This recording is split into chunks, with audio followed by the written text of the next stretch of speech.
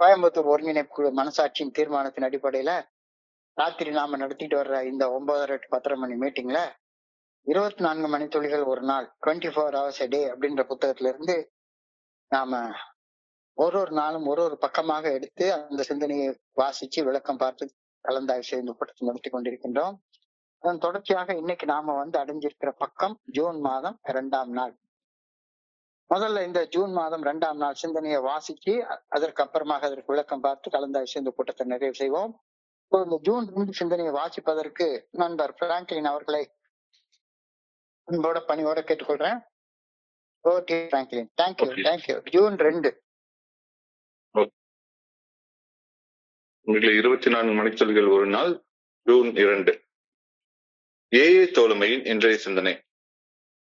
AA தோழமையில் இணைந்து மது அருந்துவதை நிறுத்தி வாழ ஆரம்பித்த பின்னரும் நான் தவறவிடாத சில காரியங்கள் என் வாழ்வில் உள்ளனவா? என் வாகனம் என் வீட்டில் உள்ளதா?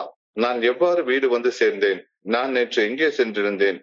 நேற்று நான் என்ன செய்தேன்? பணிக்கு புறப்படுவதை தாமதித்தேனா? பணியிடத்திற்கு சென்ற பின் அங்கு எப்படி தோற்றமளித்தேன் என ஆச்சரியப்பட்டேனா? என் முன் இருக்கும் நாளை கண்டு நான் அஞ்சி நடுங்குகிறேனா? இந்த காரியங்களை நான் இன்றும் தவற விடுகிறேனா? இன்றைக்கான தியானம். இறையருள் பேராற்றலின் மீது நம்பிக்கைக்கு வந்துவிட்ட பின்னர் நான் என் தன்னல தன்முனைப்புடனான வழிகளை பற்றி பிடித்து வைத்துக் கொண்டிருக்க முடியாது. இறையருள் பேராற்றலின் சாயலில் மறுபிறப்பு எடுத்த ஆன்ம சக்தியால் அந்த பழைய இயல்பு செத்து போய்விடும். இறையருள் பேராற்றலின் சாயலில் என் முகத்திரை கிழிக்கப்பட்டு எனது முகம் புதுப்பிக்கப்படும். தன்னலத்தையும் தன்முனைப்பையும் படிப்படியாக அகற்றி இறையருள் பேராற்றலின் அன்பிலும் சக மனிதர்கள் மீதான அன்பிலும் வளர்வதுவே இனி நமது வாழ்வில் குறிக்கோள். முதலில் இறையருள் பேராற்றலின் சாயல் நம்மில் ஓர் சிறிது இருப்பதாக தோன்றியது. படிப்படியாக வளர்ச்சி மேலும் மேலும் இறை சாயலை நம்மிடம் கொண்டு வந்து சேர்த்தது. இறையருள் பேராற்றல் எப்படி மனித வாழ்வில் செயல்படுகிறது என்பதை உள் மாற்றத்தின் மூலம் என் சக மனிதர்கள் தெரிந்து கொள்வார்கள். இன்றைக்கான பிரார்த்தனை. இறையருள் பேராற்றலுக்கும் எனக்கும் உள்ள அந்த மிகச்சிறிய ஒற்றுமையை நான் வளர்க்க வேண்டுமென பணிவுடன் வேண்டுகிறேன். இறையருள் பேராற்றலின் சக்தி என்னில் செயலாற்றுவதை என் சக மனிதர்களும் காண வேண்டுமெனவும் பணிவுடன் வேண்டுகிறேன். நன்றி. நன்றி பிராங்க்லின். நண்பர்கள் அனைவருக்கும் மீண்டும் ஒரு முறை என்னுடைய அன்பான பணிவான வணக்கங்களை தெரிவித்துக் கொள்றேன். என் பெயர் ஜான். நான் ஒரு குடிநோயாளி. எல்லாமல்ல இறைவனோட அருளாலையும் ஏய தோழமையில இணைந்து செயல்படுவதால் நான் பெற்றுக்கொள்ளக்கூடிய அனுபவம், தெம்பு, நம்பிக்கை ஆகியவற்றாலும் இன்னைக்கு ஒரே ஒரு நாள் நான் குடிக்கல, தெளிவா, மன நிறைவா, அமைதியா வாழ என்னாலான எல்லா முயற்சிகளையும் செய்து கொண்டிருக்கின்றேன். இன்றைய சிந்தனையும் நேற்றைய சிந்தனையுடைய தொடர்ச்சியாகத்தான் கொடுக்கப்பட்டிருக்கிறது. குடிக்கிற காலத்துல எனக்கு ஏற்பட்ட நினைவிழப்புகள், போதையின் எச்சம், அது குறித்த சிந்தனை இன்னைக்கும் தொடர்ச்சியாக வழங்கப்பட்டிருக்கிறது. வேற சில 4-5 கேள்விகள் கேட்டிருக்காங்க. குடிச்ச காலத்துல இருந்த மாதிரியே இப்பவும் குடிக்காத காலத்திலே நான் இருக்கிறேன்னா ஒரு ஒப்பீடு. குடிச்ச காலத்துல நேற்றைக்கு பார்த்த மாதிரி குடிச்ச காலத்துல எப்ப பார்த்தாலும் அந்த ஹேங் ஓவர்லயே வாழ்ந்துட்டு இருப்பேன். அதே மாதிரி இப்ப குடிக்காத காலத்துல நான் இருக்கிறேன்னா அந்த ட்ரை ட்ரங்க் ஸ்டேஜ், வறண்ட குடி அப்படின்னு சொல்லுவாங்க, அந்த ஸ்டேஜ்ல நான் வாழ்ந்துகிட்டு இருக்கேன்னா அப்படின்ற சிந்தனை இன்னைக்கும் தொடர்ச்சியாக வழங்கப்பட்டிருக்கிறது. குடிச்ச நாட்கள்ல எனக்கு நல்ல ஞாபகம் இருக்கு. எனக்கு குடிக்கிற வரைக்கும், குடிச்சிட்டு இருந்த நாள் வரைக்கும், 1997 வரைக்கும் என்கிட்ட ஒரு பைக் கூட கிடையாது. அதாவது ஆல்கஹால் இஸ் தி பெஸ்ட் எரேசர்னு சொல்லுவாங்க. ஆசை எல்லாத்தையும் மழுங்கடிச்சு. எனக்கு ஆசை இல்லாம இல்ல. எனக்கெல்லாம் நான் 2ஆம் கிளாஸ்லயே சைக்கிள் ஓட்ட கத்துக்கிட்டவனா. அப்போ நல்ல இன்ஜினியரிங் காலேஜ்ல படிச்சு பெரிய வேலை கிடைச்சிருக்குதான் எனக்கு பைக் ஓட்டணும், புல்லட் ஓட்டணும் அப்படின்லாம் ஆசைலாம் இல்லாமலாம் இல்ல. ஆசைலாம் நிறைய இருந்துச்சு. ஆனா அந்த ஆசைகளை நிறைவேற்றி கொள்ளணும்னா நான் குடிக்கிறத விடணும்ல.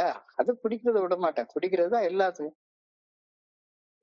எங்கனாலும் எல்லாரும் யாராச்சும் கூட்டிட்டு போயிடுவாங்க. எனக்கு எதுக்கு பைக்கு, எனக்கு தேவையில்ல அப்படின்ற லெவல்ல நான் 1997 வரைக்கும் பைக்கே கிடையாது. எப்பவுமே நான் என்னுடைய இது எப்படின்னா, ஆபீஸுக்கு பக்கத்துல வீடு பார்த்துப்பேன். மதுரையில வேலை பார்க்குறப்ப எங்க ஆபீஸ் தல்லாகுளத்துல இருக்குன்னா நரிமேட்ல ஒரு வீடை பார்த்துப்பேன். மெட்ராஸ்ல சேப்பாக்கத்துல ஆபீஸ்னா திருவல்லிக்கேணியில வீட பார்த்துப்பேன். ரொம்ப பக்கத்துல இருக்க மாதிரி வீட பார்த்துப்பேன்.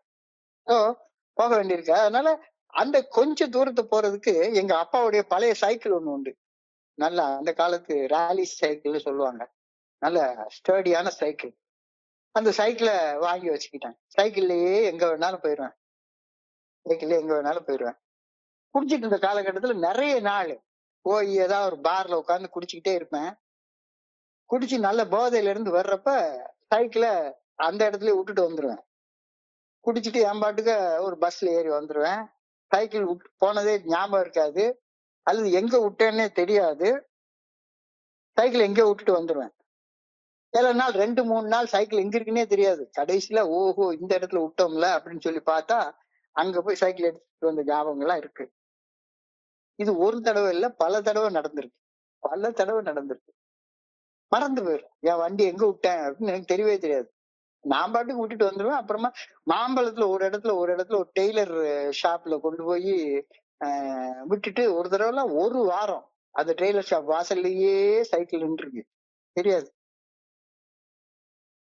தண்ணி அடிச்சுட்டா நேத்து எங்க போனேன், என்ன செஞ்சேன் அப்படின்ட்டு சுத்தமா மறந்து போயிடும்.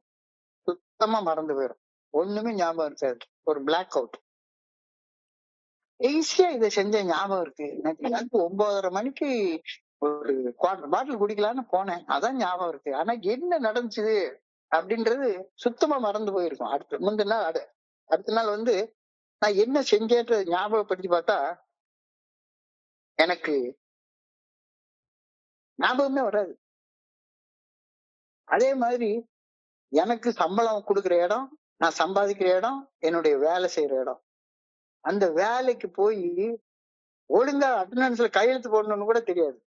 ஒழுங்கா அட்டண்டன்ஸ்ல கையெழுத்து போடணுன்ற எண்ணம் கூட எனக்கு தெரியாது. ஒரு தடவை என்னுடைய சுப்பீரியர் ஆபீசர், நெக்ஸ்ட் பாஸ் நான் 11 மணி வரைக்கும் ஆபீஸ் வரலன்னு அட்டண்டன்ஸ்ல என்னுடைய இடத்துக்கு நேரா இன்ட்டு போட்டு வச்சுட்டாரு.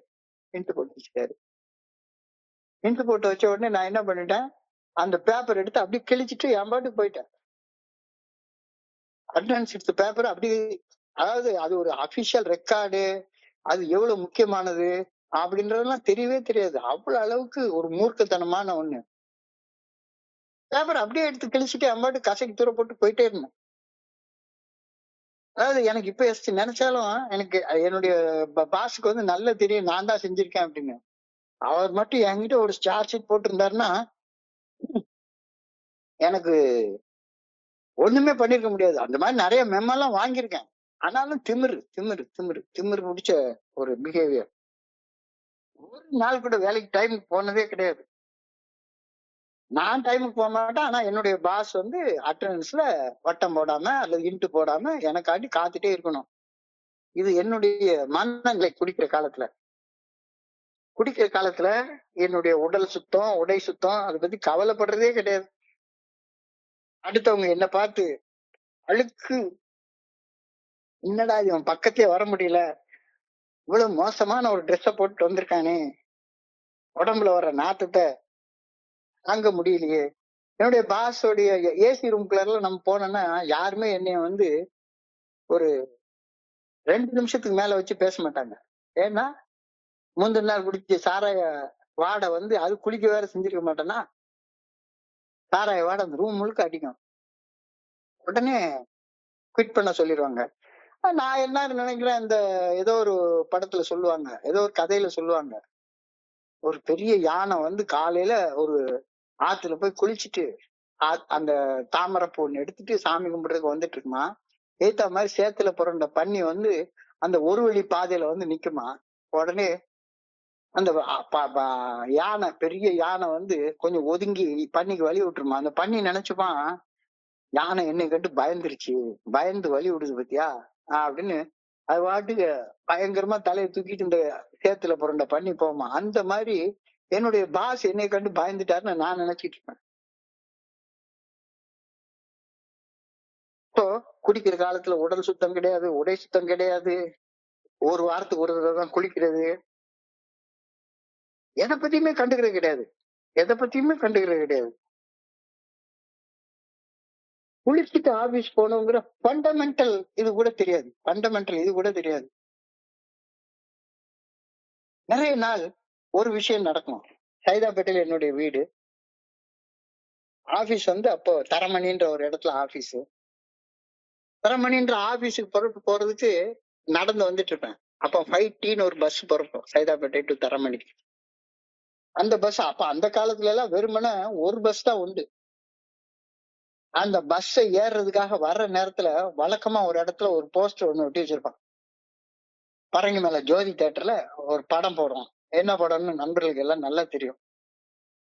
இந்த போஸ்டரை பார்த்துட்டா போதும். போஸ்டர் பார்த்த உடனே எனக்கு வேலைக்கு போகணும், சினிமாக்கு போயிடலாம் அப்படின்னு தோணும்.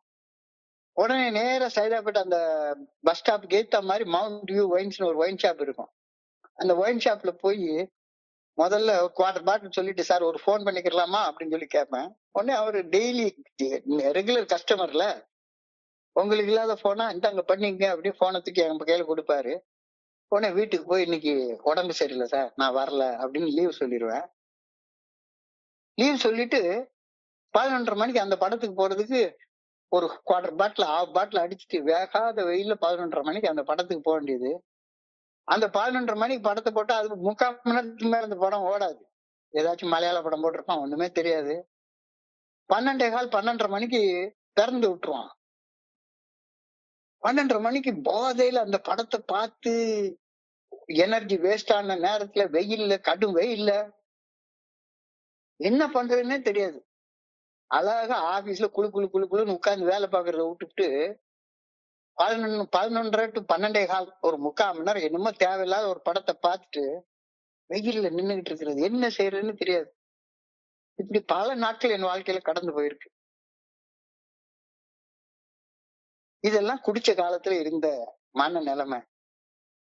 இன்னைக்கு குடிக்கிற காலத்துல இப்படி, குடிக்காத காலத்துல நீ எப்படி இருக்க யோசிச்சு பாரு. ஒரு 5 கேள்வி கேட்டிருக்காங்க. wondering if the garage car is in the garage and how I got there. நான் ஓட்டிட்டு போன காரு என்னுடைய கேரேஜ்ல இருக்கா, கார் இல்லாம எப்படி திரும்பி வந்தேன். இது குடிக்கிற காலத்துல நான் எனக்கு தெரிஞ்சாலும் அமெரிக்காக்காரனுக்கு கார் இருந்துச்சு, எனக்கு இருந்த சைக்கிள் தான். நான் சைக்கிளை பத்தி சொல்லிட்டேன். wondering if the car is in the garage and how I got returned home. என்னன்னே தெரியாது. இது அந்த காலத்துல அப்படி இருந்ததா, இந்த காலத்துல எப்படி இருக்கு? struggling to remember where I was and what I did. எங்க போனேன், என்ன செஞ்சேன். what was my last conscious moment. கடைசியா எப்ப நடந்தது, என்ன ஞாபகம் இருக்கா அப்படின்னு. இப்பவும் அதே மாதிரி இருக்கியா யோசிச்சு பாரு. trying to delay to get to office. Office போறதுக்கு அது என்ன எப்ப வேணாலும் போய்க்கலாம் அப்படின்ற அந்த விஷயம் குடிக்கிற காலத்துல அப்படி இருந்துச்சு, இன்னமும் அப்படி இருக்கியா? wondering how I look. குடிச்சிட்டு இருந்த காலகட்டத்துலதான் பக்கத்துல ஏசி ரூமுக்குள்ள போனா 2 நிமிஷம் கூட பாஸ் உட்கார விட மாட்டாரு. இழுக்கா ஒரு சட்டையை போட்டு போவேன்.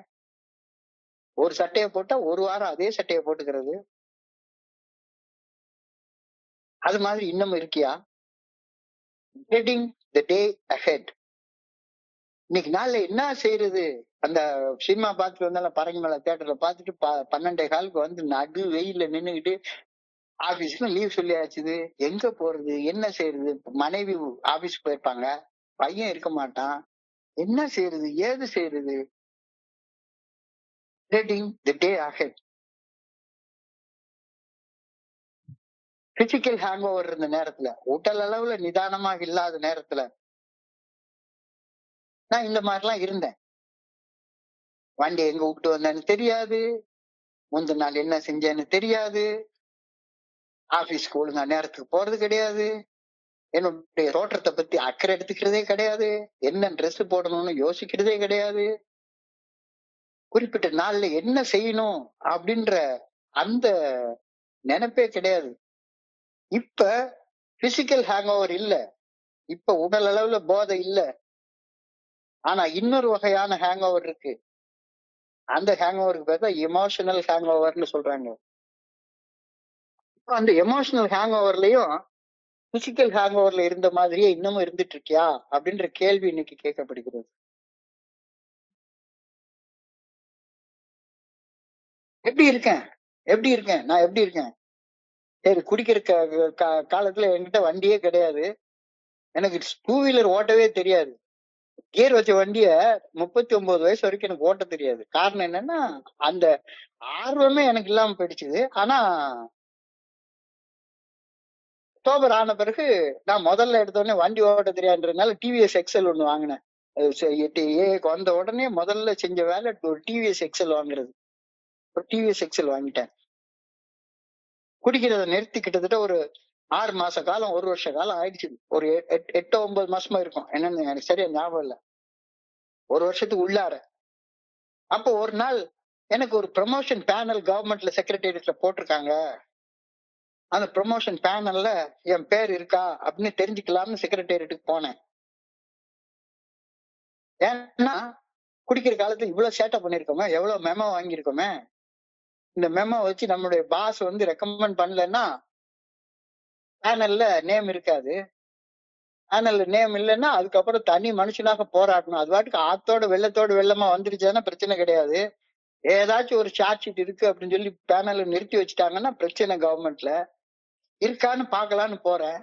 இருக்கான்னு பாக்கலான்னு போனா அங்க செக்ரட்டேரியட்ல ஒரு கிறுக்கன் சொல்லிட்டான், சார் ஒரு பேனல்ல உங்க பேர் இல்ல சார்ன்ட்டான். உடனே ஒரு பயம் வந்துச்சு பாருங்க, பயங்கரமான பயம். ஐயோ வாழ்க்கைய தொலைஞ்சு போச்சே, ப்ரொமோஷன் வரலன்னா தனியா உட்காந்து போராடணுமே. கவர்மெண்ட்ல அதாவது கவர்மெண்ட்ல பழி போடுறது ஈஸி. ஆனா பழி போட்டுட்டாங்க அப்படின்னு சொன்னா இன்னசென்ட் நான் தான் ப்ரூவ் பண்ணணும். அதாவது கவர்மெண்ட்ல சொல்லுவாங்க, ஒரு போலீஸ்காரன் யார் மேல அது கேஸ் போட்டான்னா ப்ராசிக்யூஷன் குற்றத்தை நிரூபிக்கணும். ஆனா கவர்மெண்ட்ல ஒருத்த மேல கேஸ போட்டுட்டாங்க அப்படின்னு சொன்னா யார் குற்றம் சுமத்தப்பட்டவனோ அவன் குற்றமற்றவன்னு நிரூபிக்கணும். இது கவர்மெண்ட்ல உள்ள தலைவிதி. அதனாலதான் கவர்மெண்ட்ல இருக்க எல்லா வேலும் பயந்து போயிருக்கான். 3/4 பேர் பயந்து போய் தான் லஞ்சம் வாங்குறான். மந்திரி சொல்லிட்டாருன்னா நம்ம மேல ஒரு கேஸ போட்டான்னா அதுக்கப்புறம் நம்ம எல்லாம் அலைஞ்சு குற்றமற்றவன்னு நிரூபிக்கணும். எதுக்குடா வம்பு அப்படின்னு யோசிப்பாங்க. உடனே எனக்கு அதே மாதிரி பயம் வந்துருச்சு. ஏதாவது பேனல்ல நேம் இல்லையா ஐயோ அப்படின்னு. அப்பதான் வாங்கி ஒரு மாசம் தான் இருக்கும். டிவிஎஸ் எக்ஸல் வண்டி, சின்ன வண்டி தான். டிவிஎஸ் எக்ஸல் வண்டி. இந்த வண்டியில போனதே மறந்து போச்சு. பயம், கவர்மெண்ட் மேல கோபம், என்னுடைய சுப்பீரியர் ஆபிசர் என்னமோ எழுதிட்டாரோ, எனக்கு தெரியாமலேயே எழுதி விட்டாரோ அப்படின்ற கோபம், பயம் எல்லாம் சேர்ந்து வண்டியில வந்ததே மறந்து போச்சுது. அந்த இமோஷனல் ஹேங் ஓவர்ல நான் பாட்டுக்கு வண்டியை விட்டுட்டு மறந்துட்டேன். பஸ்ல ஏறி ஆபீஸ்க்கு வந்துட்டேன். இங்க ஒரு 6 மணி நேரம் 7 மணி நேரம் கழிச்சதுக்கு அப்புறம் தான் ஐயோ வீட்டுக்கு போறதுக்கு வண்டியை பார்த்தா வண்டியை காணுமே அப்படின்னு திரும்ப பஸ்ஸை பிடிச்சி செக்ரட்டேரியட்டுக்கு போய் அங்கிருந்து வண்டி எடுத்துட்டு வந்தேன். Emotional hang over. குடிக்கல, குடிக்கிறத விட்டு 6 7 மாசம் ஆயிடுச்சு. அதுக்கு அப்புறமா இந்த நிலைமை. என்ன செய்யறேன் ஏது செய்யறேன் ஒண்ணுமே தெரியாது. கோபத்துல, பயத்துல, பொறாமையில, சந்தேகத்துல என்ன பேசுறோம், எங்க என்ன செய்யறோம், நிறைய நேரங்கள் அதெல்லாம் மறந்தே போயிடும். போக வேண்டிய இடத்துக்கு எல்லாம் போக வேண்டிய இடத்துக்கு போறது கிடையாது, போகக்கூடாத இடத்துக்கு போறது. இதெல்லாம் நான் குடிச்சப்ப செஞ்சது ஓகே, அது மது போதையில செஞ்சோம், எக்ஸ்கியூஸ்டு, மன்னிச்சு விட்டுறலாம். மது போதை இல்லாத நேரத்துல இத மாதிரி செஞ்சா என்ன அர்த்தம்? நான் குடிக்கிறது நிறுத்தினதுக்கு அப்புறமா கெட்ட வார்த்தை பேசுறது விட்டுட்டேன். ஒரு ஒரு இதுல கெட்ட வார்த்தை பேசுறதை விட்டுட்டேன். ஆனா ஒரு கோபம் வந்துருச்சுதானா என்ன அறியாம சில வார்த்தைகளை எம்பாட்டுக்கு அது கெட்ட வார்த்தையா என்னன்னு எனக்கு தெரியாது. நான் என்ன பேசுறேன்னு என்னுடைய கண்ட்ரோல்ல இல்லாமல்ல பேசும். வல்ல வல்ல வல்ல வல்ல வல்லன்னு பேசிக்கிட்டே இருக்கிறது. என்னுடைய மனைவிட்டு கேட்டா நான் தான் அப்பெல்லாம் கெட்ட வார்த்தை எல்லாம் பேசுறதே கிடையாது. இல்லங்க, நீங்க உங்க பேசுனத என்னைக்காச்சும் ஒரு நாளைக்கு ரெக்கார்ட் எடுத்து ரெக்கார்ட் பண்ணி உங்ககிட்ட போட்டு காட்டினாதான் உங்களுக்கு தெரியும் அப்படிம்பாங்க. நினைவே தெரியாது. குடிச்சப்ப இல்ல, குடிக்கிறது நிறுத்தினதுக்கு அப்புறமா நினைவு நினைவு இது. அதாவது போதை இல்ல, ஆனாலும் நான் என்ன பேசுறேன், ஏது பேசுறேன், என் மேல எனக்கே கண்ட்ரோலே கிடையாது. அப்படி நான் நடந்துட்டு இருக்க காலகட்டங்கள் உண்டு. உணர்வுகள் தடுமாறி கொந்தளிக்கிற நேரத்துல நான் என்ன பேசுறேன்னே தெரியாம ஏதேதோ பேசிடுவேன். என்னுடைய மனைவி ஞாபகப்படுத்துவாங்க, அல்லது என்னுடைய பாஸ் ஞாபகப்படுத்துவாரு. ஐயோ நான் உன் பாஸியா, என்கிட்ட வந்து இப்படி பேசுற அப்படின்னு சொல்லி கேட்பாங்க. நீ பாஸ் ஆயிரு, என்னவாயிரு. அந்த திமிரு, குடும்பமா இருக்கிறப்ப அதே திமிரு, அதே திமிரு. எல்லாரும் சொல்லுவாங்க, என்கிட்ட அடிக்கடி சொல்லுவாங்க, ஒன்னு அறியாம நீ நிறைய பேசுற, ஒன்னு அறியாம நீ நிறைய பேசுற. நிகழ்வறியா நிலையில அன்கான்சியஸா இருக்கிற. எப்ப போதை போதை போட்டாம மது குடிக்காம இருக்கிற நேரத்துல, மது குடிச்சிட்டு பேசினாதான் பரவாயில்லையா, போதையில ஏதோ உளர்றான்னு விட்டுருவாங்களே. போதை இல்லாம உளர்றது, போதை இல்லாம உளர்றது. பிளாக் அவுட்ல குடிக்கிற காலத்துல வேலைக்கு புறப்பட்டு போறப்ப உற்சாகமே இல்லாம இருந்தது போல, இந்த எமோஷனல் ஹேங் ஓவர் வந்தாலும் அந்த உற்சாகமே வராது. யாரு மனைவி மேல கோவம் வந்துருச்சுன்னா போதும், அல்லது பாஸ் யாராச்சும் சின்னதா திட்டிவிட்டாருன்னா போதும், சந்தேகம் வந்துருச்சுன்னா போதும், இல்ல காம உணர்ச்சியில் வந்துருச்சுன்னா போதும், உடனே லீவ் போட்டுரு. ஆணவம், கழிவிறக்கம், பேராசை. அந்த நேரத்துலயும் வேலைக்கு டைமுக்கு போற உற்சாகம் முற்றிலுமாக குறைஞ்சு போயிடும். போதை போடல, ஆனாலும் உற்சாகமா வேலைக்கு புறப்பட்டு போறது கிடையாது.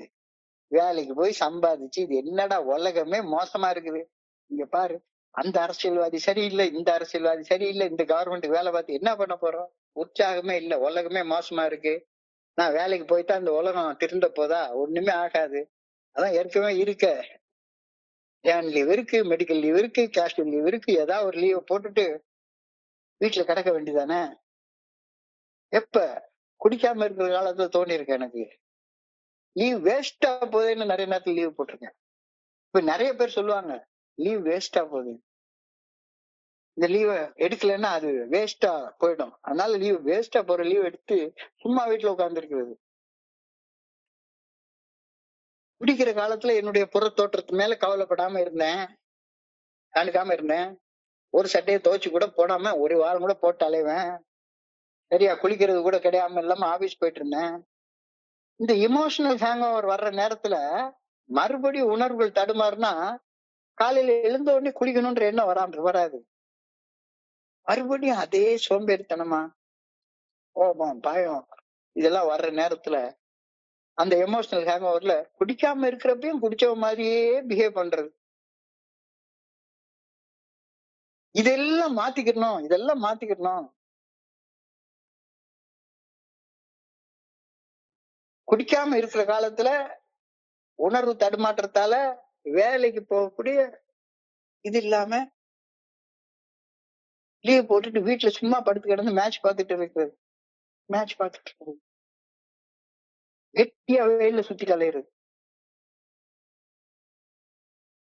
குடிச்ச நேரத்துல இந்த மாதிரி செஞ்சதுல ரைட்டு, ஒரு குடி நோயாளி அவர் செஞ்சாரு, ரைட், ஓகே. இப்பதான் குடி நோய் இல்லையே, இப்பவும் இதே மாதிரி ஏன் இருக்க, வாண்டரிங் இந்த கார் இஸ் இந்த கேரேஜ், இப்பவும் வண்டி நீ விட்டுட்டு வரியா. ஆனா இப்ப நான் வந்து என்னுடைய ஸ்பான்சர், என்னுடைய குருஜி, அவங்களுக்கு காலில் விழுந்து நன்றி சொல்லிக்கிறேன். காரணம் என்னன்னா, அவங்க எனக்கு சொல்லி கொடுத்தாங்க, நிகழ்வரியா நிலையில இருக்காத.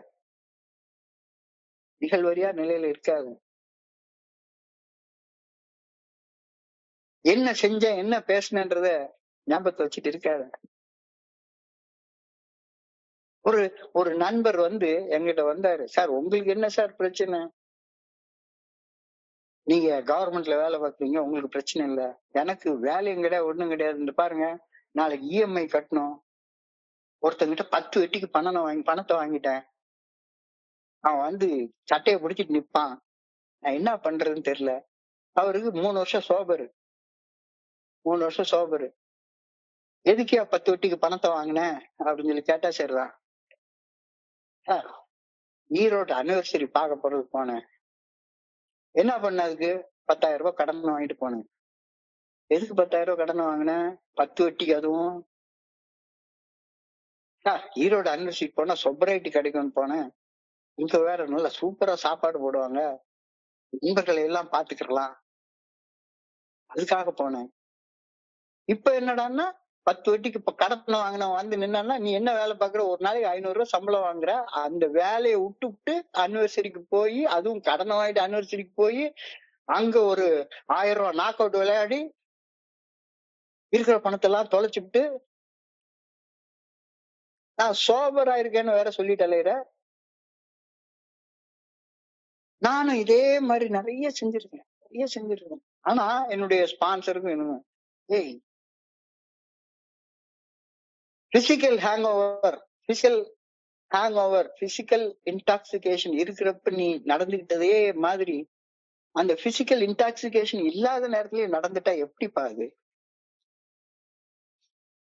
இப்பவும் உடல் சுத்தம் இல்லாம, உடை சுத்தம் இல்லாம, நான் உண்மையிலேயே நான் வந்து ஏஐயா இருக்கிற காலத்துல வந்து யாரும் என்னைய ரூம்குள்ளார விட மாட்டாங்க. ஆனா இந்த காலத்துல எனக்கு ப்ரொமோஷன் வர்றதுக்கு முன்னாலேயே நான் குடிய விட்டுட்டேன், ஏஐக்கு வந்துட்டேன். அதுக்கு அப்புறம் தான் தெரியுது, என்னுடைய ஏசி ரூம்குள்ளார யாராச்சும் ஒரே ஒரு தம் அடிச்சுட்டு வந்தாங்கன்னா என் மூக்கெல்லாம் அரிக்கும். தம் அடிச்சுட்டு வரவங்கள தயவு செய்து வெளியே போயிருங்க அப்படின்னு வெறுமனே 2 நிமிஷத்துல அவங்க என்ன பேச வர்றாங்களோ அவங்களுக்கு ஒரு காஃபி கூட வாங்கி கொடுக்க மாட்டேன்.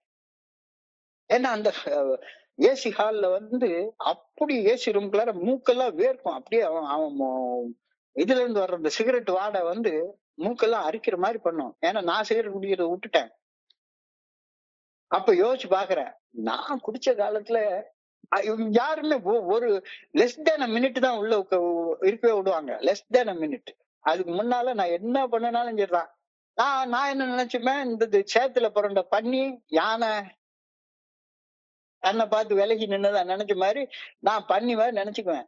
ஆனா இங்க நான் சோபர் ஆனதுக்கு அப்புறம் நான் வந்து டீக்கா வர்றேன், நல்லா ட்ரெஸ் போட்டு வர்றேன், இன் பண்ணிட்டு ஷூ போட்டுட்டு டெய்லி ஷேவ் பண்ணிட்டு பாக்குறதுக்கு ஒரு நல்ல லுக்கோட உள்ள போறப்ப அப்படி இல்லாத மாதிரி யார் வந்தாலும் சரிதான், நான் விலகி வழி விட்டு எப்பா நீ வழியில போயிரு, என்னை நீ தொந்தரவு பண்ணாத அப்படின்னு அனுப்பிடுவேன்.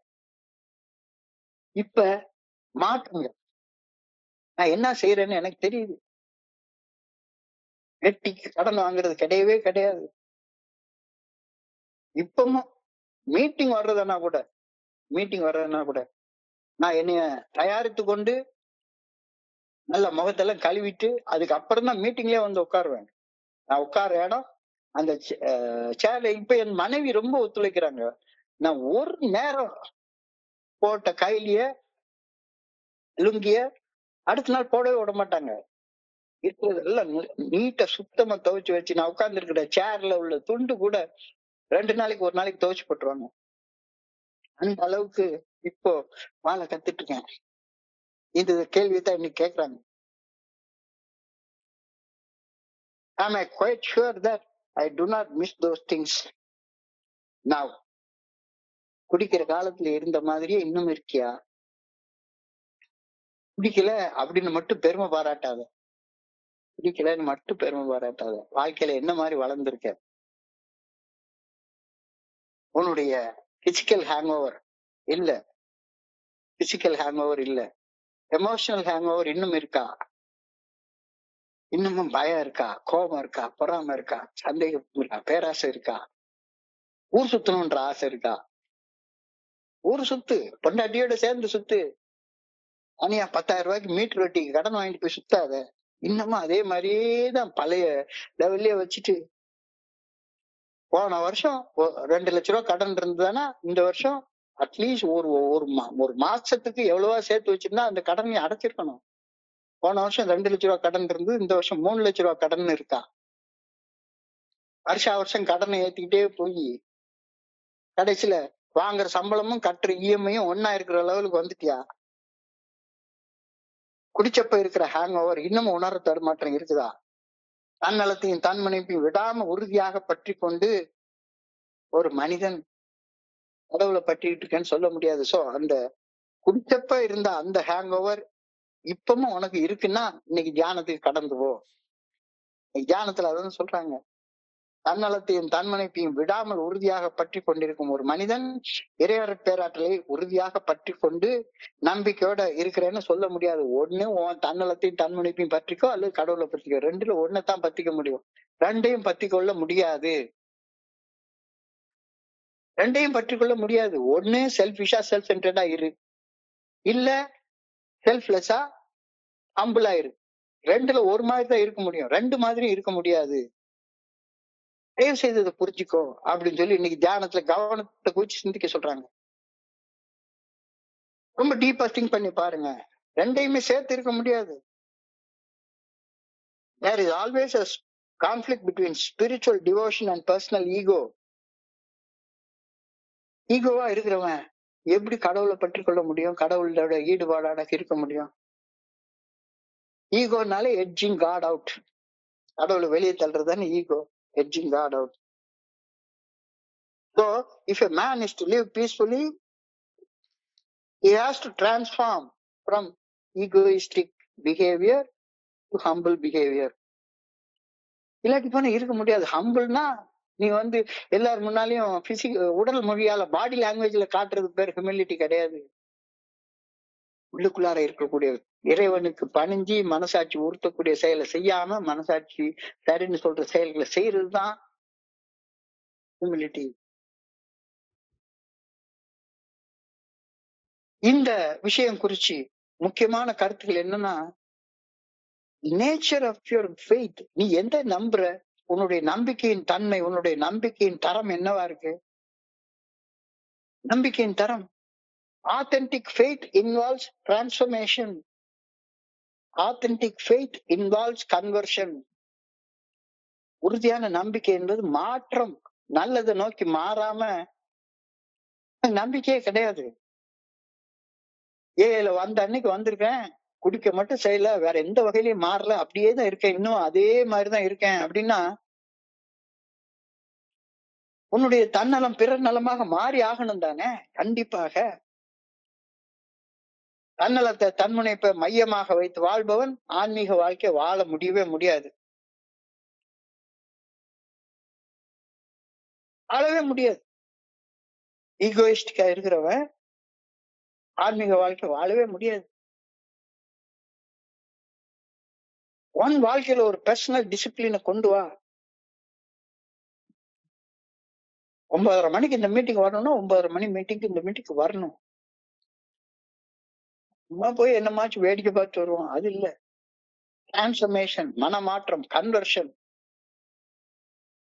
இந்த மாற்றங்கள் சும்மா பேசுறதுல ஏற்படுற மாற்றம் இல்ல. குடிக்கிற காலத்துல குடிய பத்தியே பேசிட்டு இருந்தேன், இப்ப வந்து பிக் புக்க பத்தியே பேசிட்டு இருக்கேன். இந்த பேச்சுல வர்ற மாற்றம் இல்ல, செயல்ல வர்ற மாற்றம், நீ செயல்படுற விதத்துல வர்ற மாற்றம், டீக்கா ட்ரெஸ் பண்ணிக்கிறதுல வர்ற மாற்றம், பக்கத்துல யார் வந்தாலும் நாத்த அடிக்காம இருக்கிற மாற்றம். ஒரு மனிதன் இறைவனுக்கும் சாத்தானுக்கும் ஒரே நேரத்துல பணி செய்ய முடியாது அப்படின்ற ஒரு வார்த்தை வந்து வேதத்துல சொல்லப்பட்டு இருக்குது. ஒண்ணு கடவுளுக்கு பணி செய்யலாம், இல்லாட்டா சாத்தானுக்கு பணி செய்யலாம். நான் காலையில இருந்து கொஞ்ச நேரம் கடவுளுக்கு பணி செஞ்சுக்கிறேன், அதுக்கப்புறமா இன்னும் கொஞ்ச நேரம் சாத்தானுக்கு பணி செஞ்சுக்கிறேன். ஒரு நண்பர் கேட்பாரு, சார் 24 மணி நேரத்துல 23 மணி நேரம் கடவுளுக்கு பணி செய்துக்கிறேன் சார், ஒரு அரை மணி நேரம் சாத்தானுக்கு பணி செஞ்சுக்கிறேன். ஐயோ என்னையா பேசுற, தெரிஞ்சுதான் பேசுறியா?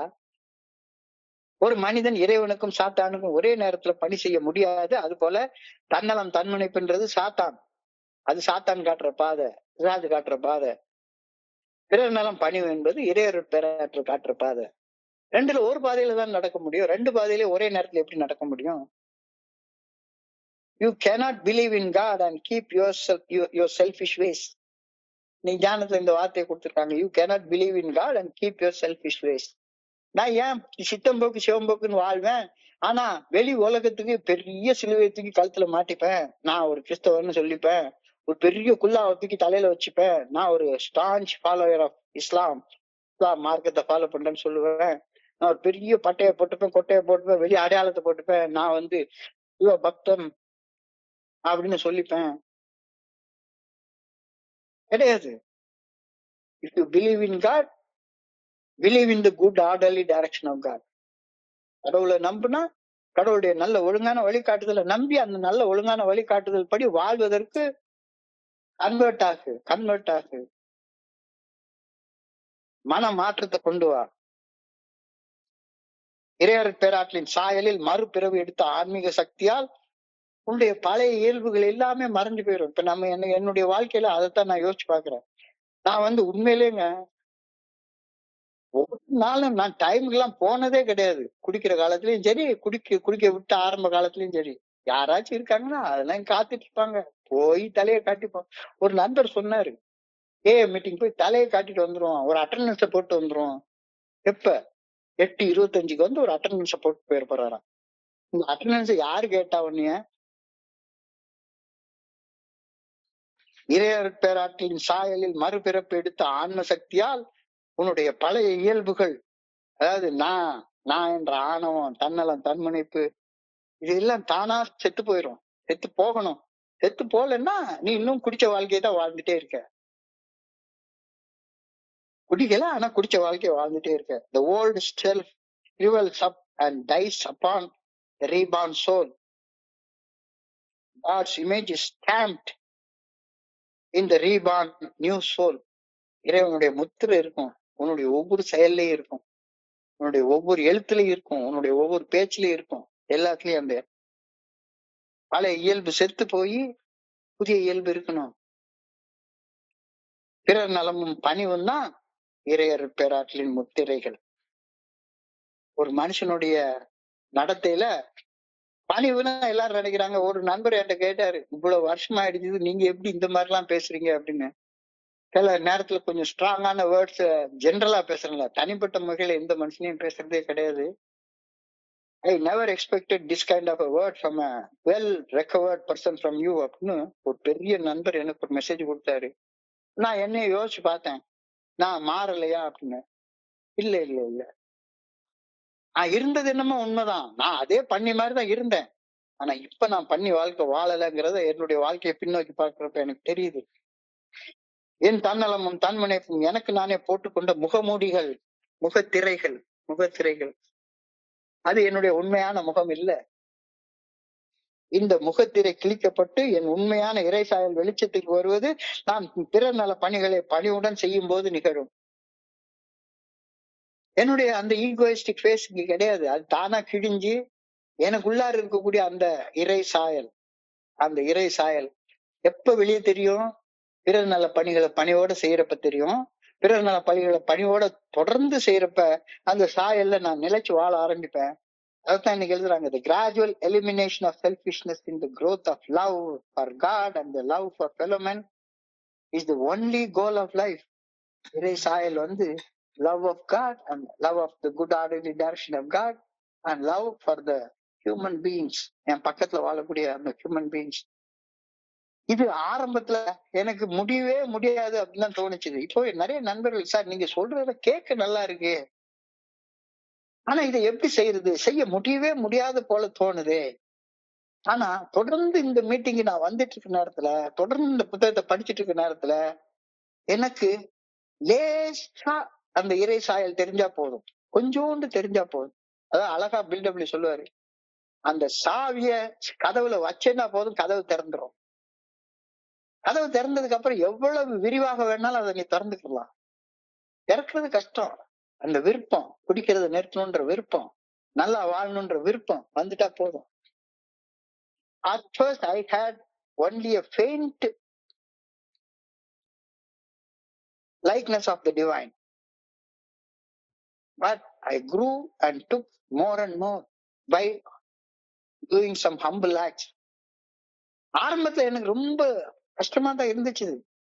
என் செயல்கள்ல மனித வல்லமையை தாண்டிய ஒரு சக்தி இல்லவே இல்லை, ஒரு ஆற்றல் இல்லவே இல்லை. ஆனா இப்ப நான் செய்யற செயல்கள் எல்லாமே மனித வல்லமையை தாண்டிய ஒரு ஆற்றல்கள். அத நானே சில நேரத்துல திருப்பி பார்த்துப்பேன். அது இப்ப இருக்கு, அது இருக்குன்னு சில நண்பர்கள் என்கிட்ட சொல்றாங்க. ஆனா நான் வந்து வெறுமன 10 நாள் குளிக்காம ஆபீஸ் போன ஆள் தான். இன்னைக்கு ஒரு நாளைக்கு 2 வேளை அழகா குளிக்கிறேன். மீட்டிங் வந்தா கூட ஒரு ஹாட் வாட்டர் போட்டு பாத் எடுத்துட்டு, யாரும் என்னைய பார்க்க போறதே கிடையாது. என் உடம்புல வர நாத்தம் உங்களுக்கு யாருக்கும் தெரிய போறது கிடையாது. ஆனா கடவுளுக்கு தெரியும்ல, நான் கடவுளுடைய பிரதிநிதியாக நான் இங்க உட்கார்ந்துருக்கேன் அப்படின்றது தெரியும்ல. நான் சுத்தமாக இருக்கணும். உடல் சுத்தம் மட்டும் இல்ல, மன சுத்தமும் கூட.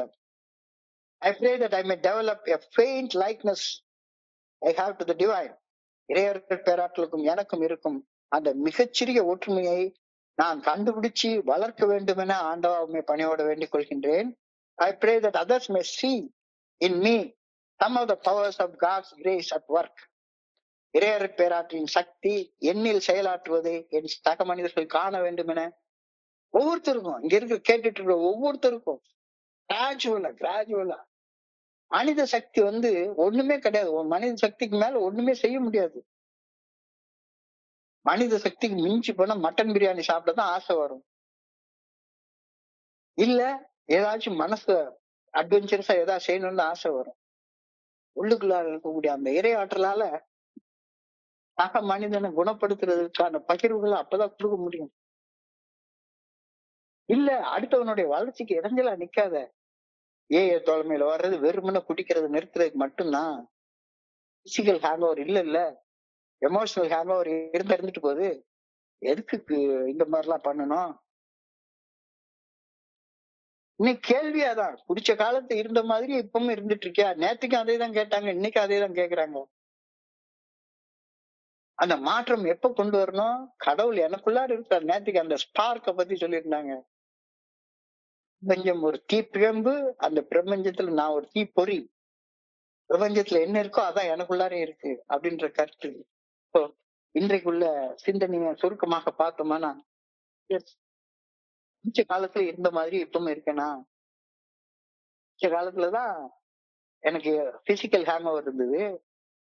சைக்கிளை விட்டு எடுத்து தெரியாம மறந்துட்டு வந்துட்டேன்.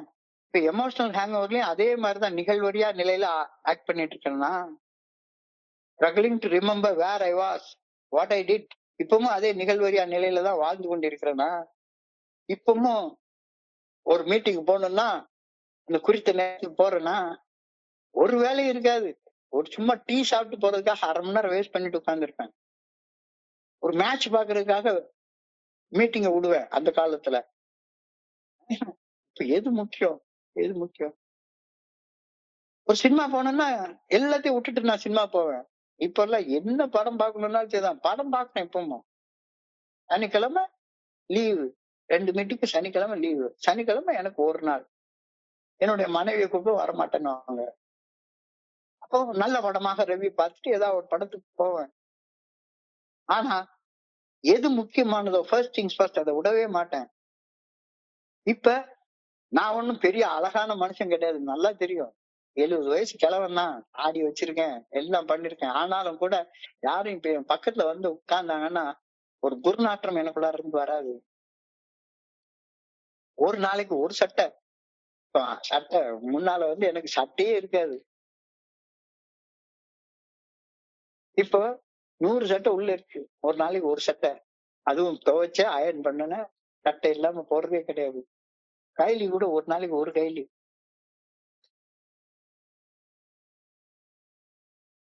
இன்னைக்கு என்ன செய்யணும் அப்படின்னு தயங்கி போய் நிக்கிறது கிடையாது. இன்னைக்கு உண்மையிலே நேரம் பத்த மாட்டேங்குது. இப்ப இந்த மீட்டிங் முடிச்சதுக்கு அப்புறமாக மறுபடியும் நாளைக்கு உள்ள மீட்டிங்க்கு நான் ப்ரிப்பேர் பண்ணணும், எழுதணும். நாளை காலையில நான் அதை பார்க்கணும், படிக்கணும் படிக்கணும் படிக்கணும் படிக்கணும். இப்போ நான் ரிஃபைன் ஆயிட்டே போயிட்டு இருக்கேன். பிசிக்கல் ஹேங் ஓவர் இல்ல, எமோஷனல் ஹேங் ஓவரும் இல்ல. எமோஷனல் ஹேங் ஓவர் இருந்தா இன்னைக்கு தியானத்துக்கு போக சொல்லியிருந்தாங்க. அந்த தியானத்துல என்ன சொல்றது? கடவுளுடைய பணியை செய்யறதுக்கு நான் இருக்கிறேன் ஒழிஞ்சு, நீ ஒரே நேரத்துல தன்னலம் தன்முனைப்பை வச்சுக்கிட்டு பிறர் நலத்தையும் பணியையும் வச்சுக்கொள்ள முடியாது. நீ ஒரே நேரத்துல கடவுளுக்கும் சாத்தானுக்கும் ஒண்ணு கடவுளுக்கு பணிஞ்சு செய்யணும், இல்லாட்ட சாத்தானுக்கு பணிஞ்சு செய்யணும். ரெண்டுல ஒண்ணுதான். ரெண்டுக்கும் கிடையவே கிடையாது. நான் 12 மணி நேரம் கடவுளுக்கு பணிஞ்சு நடந்துக்கிறேன், 12 மணி நேரம் சாத்தானுக்கு பணிஞ்சு நடந்துக்கிறேன். சில இது சொல்லுவாங்க, உனக்காக மட்டுமே வாழு, உனக்காக மட்டுமே வாழு, செல்ஃபிஷா இரு, அத்தனைக்கும் ஆசைப்படு. இல்ல இல்ல இல்ல இல்ல. ஆசை ஆசை ஆசை அதுதான் எல்லாத்துக்கும் பிரச்சனை. அதான் எல்லாத்துக்கும் பிரச்சனை. அத்தனைக்கும் ஆசைப்படாத. எது உன்னதமானதோ அதை அடையணும்னு விருப்பப்படு. செய்யணும்னு விருப்பப்படு. அதை அடைஞ்சிட்டதாக அகக்காட்சியில பாரு. அப்துல் கலாம் சொன்னாரு, கனவு காணுங்கள்னு சொன்னாரு. அது கனவு இல்ல, விஷன், விஷன். அகக்காட்சியில பாரு, அகக்காட்சியில பாரு. உன்னைய ஒரு உன்னதமான மனிதனாக நீயே படைச்சு பாரு. அந்த உன்னதமான மனிதனாக மாறுவதற்கு என்ன செய்யணும்ன்றது இன்னைக்கு செய். இன்னைக்கு செய். ஆசைக்கு விருப்பத்துக்கு நிறைய வித்தியாசம் இருக்கு. ஆசைன்றது சும்மா வந்துட்டு போறது. விருப்பம்ன்றது அந்த ஆசை அடையறதுக்கான வழியை தெரிஞ்சதுக்கு அப்புறமா ஆசை விருப்பமாயிடுது. ஸோ நல்லத அது எப்படி அடையிறது அப்படின்ற அந்த வழியை தெரிஞ்சுக்கிட்டு அதை விருப்பமா மாத்தி கொண்டு செயல்பட ஆரம்பி, செயல்பட ஆரம்பி. Gradual elimination of selfishness is the growth of love for God and for the fellow man. That is the only goal of life. ஆரம்பத்துல இது முடியவே முடியாதது போல தோணிச்சுது. ஆனாலும் லேசாக எண்ணில் தெரிந்த இறை சாயலை பிறர் நல பணிகளை பணிவுடன் செய்வது மூலமாக அந்த இறை சாயலை கொஞ்சம் கொஞ்சமா வளர்க்க ஆரம்பிக்கிறார். கொஞ்சம் கொஞ்சமா, இன்ச்சா கூட கிடையாது, மில்லிமீட்டரா, இத்தினோண்டா வளர்ச்சி கண்ணுக்கே தெரியாது. என் செயல்களில் மனித வல்லமையை தாண்டிய ஒரு சக்தியை என் பொண்டாட்டி பார்க்கணும், என் பிள்ளை பார்க்கணும், என் பேர குழந்தை பார்க்கணும், என் சக மனிதர்கள் பார்க்கணும். நான் மனித வல்லமையை தாண்டிய சிந்தனை எப்படிடா ஒரு மனுஷனுக்கு 70 வயசுல எப்படி 7 மணி நேரம் வேலை செய்ய முடியும்? இதனால அந்த ஆளுக்கு என்ன கிடைக்குது? 10 நிமிஷம் கிடைக்காது. ஆனா உண்மையிலே சந்தோஷமா இருக்கு, சந்தோஷமா இருக்கு. So I pray that I may develop that faint likeness I have to the divine. இறையர் பேராற்றலுக்கும் எனக்கும் இருக்கும் அந்த மிகச்சிறிய ஒற்றுமையை நான் வளர்க்க வேண்டும் என பணிவுடன் வேண்டுகின்றேன். I pray that others may see in me some of the powers of God's grace at work. So மிக அழகான சிந்தனை. சோ இன்றைய பகுதியை படிக்கிறப்ப என் மனதை கடந்து சென்ற சிந்தனைகளை உங்களோட பகிர்ந்து கொள்ள இந்த நல்ல வாய்ப்பு உருவாக்கி கொடுத்த இந்த குழுவிற்கு என்னுடைய மிக பணிவான நன்றிகளை தெரிவிச்சு கொள்றேன். பொறுமையாக கேட்ட ஒவ்வொரு நண்பருக்கும் என்னுடைய பணிவான நன்றிகள். இந்த இரவு பொழுது நண்பர்களுக்கு இனிமையான இரவாக அமையணும்னு இறைவனை நான் பணியோட வேண்டிக் கொள்கின்றேன். நன்றி, நன்றி, நன்றி, நன்றி.